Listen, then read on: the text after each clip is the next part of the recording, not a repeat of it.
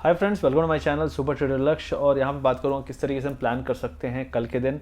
आज मार्केट काफ़ी बड़ा फॉल दिखाया इसने, ऑलरेडी उम्मीद थी मैंने पिछले हफ्ते ही ट्विटर पे, अगर आप मुझे फॉलो करते हैं सुपर ट्रेडर लक्ष्य और हमारा टेलीग्राम चैनल उसको ज्वाइन करना है तो इस वीडियो के लिंक पे जो पिंड कमेंट है उसमें मैंने लिंक दिया हुआ है, उस पर क्लिक करेंगे तो सारे सोशल मीडिया हैंडल्स आप ज्वाइन कर सकते हैं। तो ज़रूर मुझे फॉलो करें ट्विटर पे और टेलीग्राम पे। हमारे कई बॉट और फेक चैनल्स भी हैं टेलीग्राम पे, उनको ज़रूर रिपोर्ट कर दें। कई में आपको ज़्यादा फॉलोअर भी दिखेंगे, कम दिखेंगे, वो सारे बॉट्स हैं। बॉट्स मतलब नकली रहते हैं, बस नंबर दिखाने के लिए रहता है। तो हमेशा आप ये चेक कर लें, ठीक है। और कोई भी सर्विस टेलीग्राम पे जो बेच रहे हैं इनमें मत जाइएगा, ये सारे फेक हैं। अब यहाँ पे बात करूँगा कि क्या लेवल्स हो सकते हैं, क्या लग रहा है मार्केट को भी देख के, क्या और गिरेगा, क्योंकि ऑलरेडी हमने काफ़ी लोअर लेवल टेस्ट कर लिए हैं। जो इससे पहले लो बना था 15,700 का, ऑलमोस्ट हम वहाँ पे आज आ गए। अब क्या करना है? मेरे हिसाब से 15,800 पे क्लोजिंग है। मेरे हिसाब से 15,500 और 400 के लेवल आने चाहिए। ये बहुत ज़्यादा पॉसिबिलिटी है, कुछ रीजंस हैं। आरएसआई अगर आप देखेंगे डेली का निफ्टी 50 का, तो वो ऑलमोस्ट 26 के आसपास है। और मुझे ऐसा लगता है कि क्योंकि लेवल्स हमने नहीं तोड़े हैं पिछली बार वाले, तो उस लेवल पे ना आते हुए भी आरएसआई उस लेवल से नीचे है। तो मुझे ऐसा दिखाता है कि पहले के कंपैरिजन में बहुत ज़्यादा वीकनेस है, और ये वीकनेस हो सकता है 1 से 2 दिन और रहे और हम यहाँ से लोअर लेवल टेस्ट करें। अब कोई बोलेगा पोर्टफोलियो खरीदना चाहिए, मुझे नहीं पता। लिटरली मैं आपको बताऊं कि पोर्टफोलियो अगर खरीदना है तो उसका एक ही तरीका होता है कि जब आपको लगे कि मार्केट गिरा है, जैसे आज गिरा है, थोड़ा सा खरीद लो, और गिरे और थोड़ा सा खरीद लो। थोड़ा सा का मतलब है कि 5% के आसपास। आज का लेवल एक अच्छा लेवल था जहाँ 5% 10% तक की खरीदारी कर सकते थे। लेकिन ज़रूरी नहीं है कि ये बॉटम हो, ज़रूरी नहीं है कि हम यहाँ पे रुक जाएं। अगर आप नैस्डैक का चार्ट देखेंगे, 16,000 का इंडेक्स ऑलमोस्ट 11,000 के नीचे आ चुका है। तो आप देख सकते हैं किस तरीके का डैमेज है, और ये इंडेक्स का डैमेज है। जब नैस्डैक 16,000 था तो हम 18,000 थे। तो अगर नैस्डैक 16,000 से 11,000 आ सकता है, तो निफ्टी 18,000 से 12,000 13,000 क्यों नहीं आ सकता? अगर मार्केट कैपिटलाइजेशन आप नैस्डैक का देखेंगे तो हमारे मार्केट का 5-10 गुना होगा, बहुत बड़ा है। तो ये सिंपल सा लॉजिक है। दूसरी चीज़ है, इन्फ्लेशन इंडिया का डेटा आया हुआ है। इन्फ्लेशन हमारी 8 साल के सबसे हाईएस्ट लेवल पे, 8 ईयर्स। क्या आरबीआई फिर से अचानक से आके रेट हाइक करेगी? बहुत हाई पॉसिबिलिटी है कि उनको रेट हाइक बड़ा करना पड़ेगा अगली मीटिंग में। हो सकता है पहले आके फिर से ना करना पड़े। डॉलर इंडेक्स बहुत हाई पे है, ऑलमोस्ट 20 ईयर्स के हाई पे है। लास्ट टाइम डॉलर इंडेक्स इसी तरीके से ऊपर जा रहा था, वो तब हुआ था टेक क्रैश 2000 में। और 2000 में जिन्हें याद नहीं है, जो इंडेक्स था आईटी का, अपना निफ्टी आईटी इंडेक्स जो था, वो 80% गिरा था, 80-90% ऑलमोस्ट। मतलब 9,000 का इंडेक्स 1,000 कुछ रह गया था। तो ये आपको देखना पड़ेगा। मार्केट जब गिरना चालू हो जाता है, और रीजंस होते हैं लिक्विडिटी जैसे, जो कि भाई पैसा चाहिए मार्केट को उठाने के लिए, और लिक्विडिटी बाहर खींचना क्यों ज़रूरी है? क्योंकि यही जो लिक्विडिटी फेड ने डाली, यूएस गवर्नमेंट ने पैसे बांटे, इससे इन्फ्लेशन हाई हो गया। और इन्फ्लेशन हाई होना एक बहुत बड़ा प्रॉब्लम है वर्ल्ड इकॉनमीज़ के लिए, इंडिया के लिए भी प्रॉब्लम है। तो मेरे हिसाब से अब हमें देखना पड़ेगा कि मार्केट में ये लिक्विडिटी कब तक फियर पैनिक बना के रखती है, और इसके बाद वापस से हम बाउंस देखते हैं सस्टेनेबल या नहीं। क्योंकि अगर क्रिप्टो मार्केट में हम देखें तो बड़े से बड़े क्रिप्टो, 30-30 बिलियन डॉलर के क्रिप्टो 50-60-70% डाउन है सिर्फ 3 दिन के अंदर।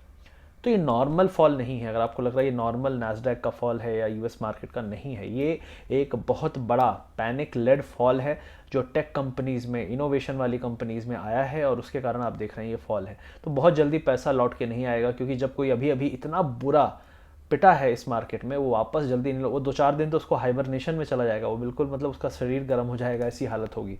और मुझे पता है बहुत सारे लोग सुन रहे हैं, जो अब समझ में आ रहा होगा मेरी बातें जो मैंने आपको कही थी कि फेड को बढ़ाना पड़ेगा रेट, आरबीआई को रेट बढ़ाना पड़ेगा। ये मैं पिछले 4 से 5 महीने से लगातार बोल रहा हूँ, कोई सुनने को तैयार नहीं था। 5 महीने नहीं, इनफैक्ट मैं नवंबर में जब 18,000 पहली बार 600 गए थे, उस टाइम जो यूफोरिक रैली थी, मैंने कहा था ये मेल्टअप है, और मेल्टअप के बाद होता है मेल्ट डाउन।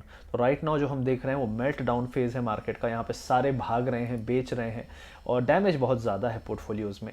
और मुझे पता है कि बहुत सारे लोग यहाँ पे लाइव इन्वेस्टिंग, ये वो 18,000 पे लोगों ने पोर्टफोलियो बनाए। मैं आम आदमी की बात नहीं कर रहा हूँ, यूट्यूबर्स की बात कर रहा हूँ, वीडियो बनाए हैं। लोग मुझे बोलते थे आप बोलते हो बेचो, ये तो अभी पोर्टफोलियो बना रहा है 1 करोड़ रुपए का। अभी उससे पूछो वही पोर्टफोलियो दिखाए, शायद वो बेच के भाग गया होगा, दिखाएगा भी नहीं। इतनी तमीज़ भी नहीं होगी इनमें कि वापस आके अपना पोर्टफोलियो दिखाएं। तो मैंने नहीं खरीदा, मैंने ओपनली बोला कि मैं अभी नहीं खरीदूंगा, और मैं बेचूंगा। जब भी 16,000 लास्ट टाइम आया था मैंने खरीदा, फिर 17,500 600 के आसपास मैंने फिर बेच दिया। अभी मैं 16,000 के नीचे स्टार्ट कर रहा हूँ, थोड़ा बहुत खरीदा मैंने, स्टार्ट कर रहा हूँ, लेकिन अभी भी मैंने पूरा पैसा कमिट नहीं किया है। क्योंकि नैस्डैक का हाल देख के मुझे लगता है कि मार्केट यहाँ से बहुत बुरा और गिर सकता है। मैंने बोला ना 16 का 11 चल रहा है, तो 18 का 12-13 तो आ ही सकता है, राइट। हम कहाँ पे हैं अभी? 16 पे, 15,700 पे। तो इसलिए लॉजिकली मुझे नहीं लगता कि अभी यहाँ पे बाय करना चाहिए।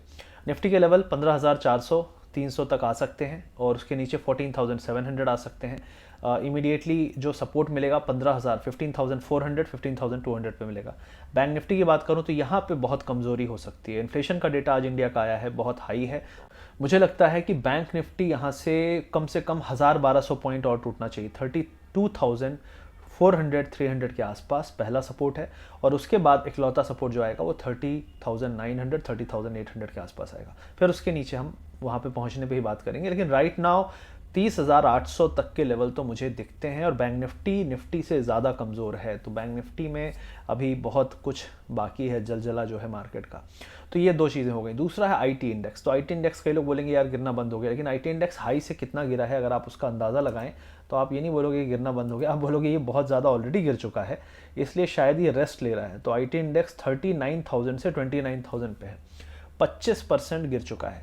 क्या यहाँ पे बेस है? अगर आप मेरा वीडियो देखते हैं तो मैंने कई बार बोला था बजाज फिनेंस, बजाज फिनसर्व और आईटी इंडेक्स के बारे में मैंने जो लेवल दिए थे वो मैंने आपको पहला लेवल दिया था 29,000 का।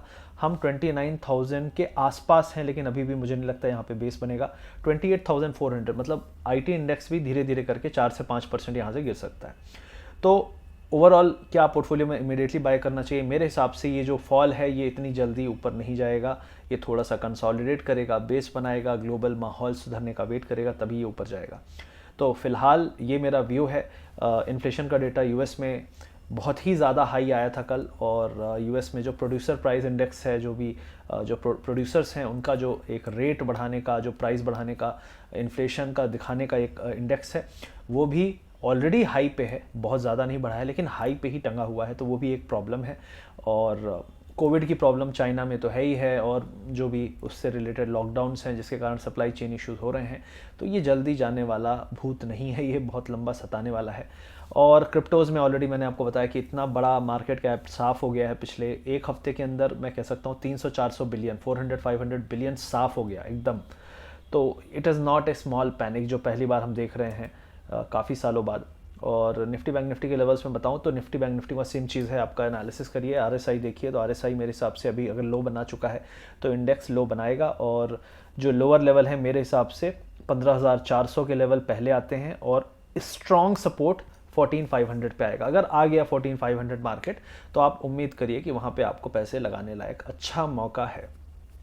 अब हम अगर इंडेक्स की बात करेंगे कौन सा स्ट्रॉन्ग है कौन सा वीक है, तो फिलहाल तो देखिए मिड कैप इंडेक्स अभी भी काफ़ी गिरना इसमें बाकी है। मिड कैप इंडेक्स मैंने आपको कहा था आज से कुछ हफ्तों पहले कि एक ट्रेंड लाइन है रेजिस्टेंस का, उसको वहाँ से रिजेक्शन मिलना चाहिए, और उसके बाद काफ़ी बड़ा फॉल आया, ऑलमोस्ट 2,500 पॉइंट का फॉल आप देख सकते हैं ऑलरेडी आ चुका है मिड कैप इंडेक्स में। और यहाँ से मुझे एटलीस्ट अभी दिख रहा है 3 to 4% का फॉल, और तो 3 to 4% का फॉल मतलब 24,500 तक मिड कैप इंडेक्स जा सकता है, मतलब 5 to 7% आप मान के चलो। तो स्टॉक्स में थोड़ा ज़्यादा पेन रहेगा, 8 to 10%, 15% तक का पेन रहेगा, क्योंकि लास्ट फेज ऑफ जो सेलिंग होती है उसमें स्टॉक्स के प्राइजेस अंधाधुंध भागते भी हैं और अंधाधुंध पिटाई भी होती है भूत की तरह। तो मेरे हिसाब से this is the point right now to just wait and watch. अगर आपको नहीं सहन हो रहा है, कई लोगों ने मुझसे पूछा कि मैं क्या करूं, मेरा पोर्टफोलियो है, अगर नहीं सहन हो रहा है तो बेच दो यार। लेकिन मेरे हिसाब से अभी अगर आपके पास पैसे बिल्कुल ही नहीं है और आपको नहीं सहन हो रहा है तो आपको वो क्षमता अपने अंदर लानी पड़ेगी कि आप सह सको, क्योंकि यही मार्केट है।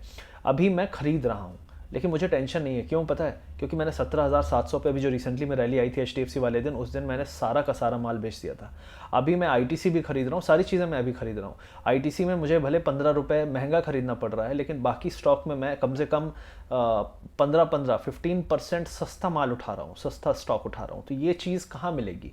और ये चीज़ मैंने आपको कही थी कि ये होना ही होना है। जैसी पागलपंती ऊपर की तरफ होती है वैसी पागलपंती नीचे की तरफ भी होगी। और अभी अगर आपको लगता है आज का मार्केट पागलपंती किया है, बहुत ज़्यादा फॉल हो गया है, नहीं, पिछले 5-6 दिन से हम 16,000 के ऊपर सस्टेन कर रहे हैं।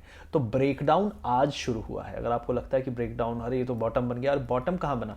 16,100-200 पे ये बॉटम बनाने की कोशिश कर ही रहा था, लेकिन अब ग्लोबल मार्केट में ब्रेकडाउन, RBI का रेट हाइक, यूएस में इन्फ्लेशन का डेटा और माहौल, क्रिप्टो में क्रैश, तो इसने माहौल बिगाड़ दिया है।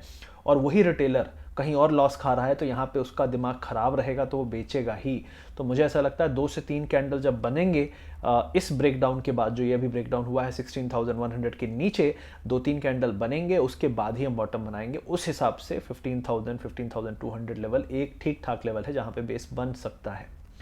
वी कैन स्टिल नॉट से सेम नैस्डैक का लॉजिक 16 से 11, तो 18 से 12-13 मान के चलिए आप। आई होप ये वीडियो अच्छा लगा होगा। अच्छा लगा तो लाइक शेयर सब्सक्राइब करिए, अपने दोस्तों तक पहुंचाइए कि क्यों मार्केट गिर रहा है, क्या करना चाहिए, सारी चीज़ें मैंने आपको समझाई है।